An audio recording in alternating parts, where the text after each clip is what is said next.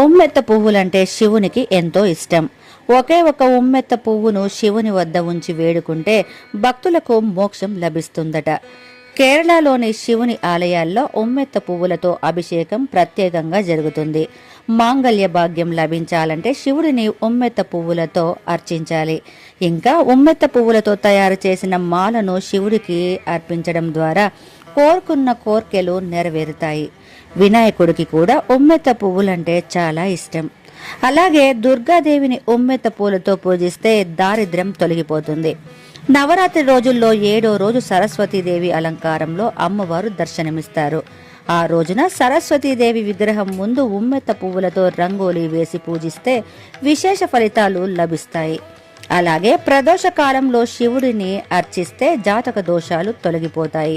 సర్పదోషంతో పాటు ఇతర దోషాలు తొలగాలంటే ప్రదోష శక్తి శివుడిని అర్చించాలి.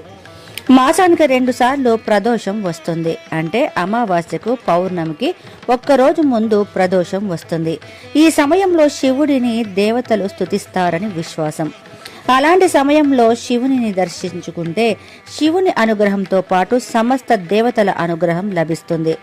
ప్రదోషం రోజున సాయంత్రం 4 గంటల నుండి 6 గంటల సమయంలో నందీశ్వరుడిని పూజించాలి. ఈ రోజున వ్రతం ఆచరించి సాయంత్రం 6 గంటల తర్వాత భోజనం తీసుకునే వారికి ఆధ్యాత్మిక పరంగానే కాకుండా ఆరోగ్య పరంగానూ ఎంతో మేలు చేకూరుతుంది. శివుడు అభిషేక ప్రియుడని తెలిసిందే. అందుకే ఆ రోజున ఆయనకు పాలాభిషేకం చేయిస్తే మంచి ఫలితం లభిస్తుంది. బిల్వపత్రాలు, కొబ్బరి బోండం నీటితో అభిషేకం చేయిస్తే ఈతి బాధలు తొలగిపోతాయి. ఇదే రోజున ఉమ్మెత్త పువ్వులతో శివునికి అర్చన చేస్తే సమస్త దోషాలు తొలగిపోతాయి. 7 జన్మల పాటు చేసిన పాపాలు కూడా తొలగిపోతాయి. బ్రహ్మహత్య దోషం తొలగిపోతుంది. శనివారం పూట వచ్చే ప్రదోషాల్లో ఈశ్వరుడిని స్తుతిస్తే ఈతి బాధలు, అష్టకష్టాలు తొలగిపోతాయి. శని దోషాలు కూడా తొలగిపోతాయి. అలాగే శివుడిని మామిడి పండ్ల రసంతో స్వామికి అభిషేకం చేయడం వల్ల ధన ధాన్యాలు చేకూరుతాయి. జీవితంలో ధనధాన్యాలకు లోటు ఉండదు.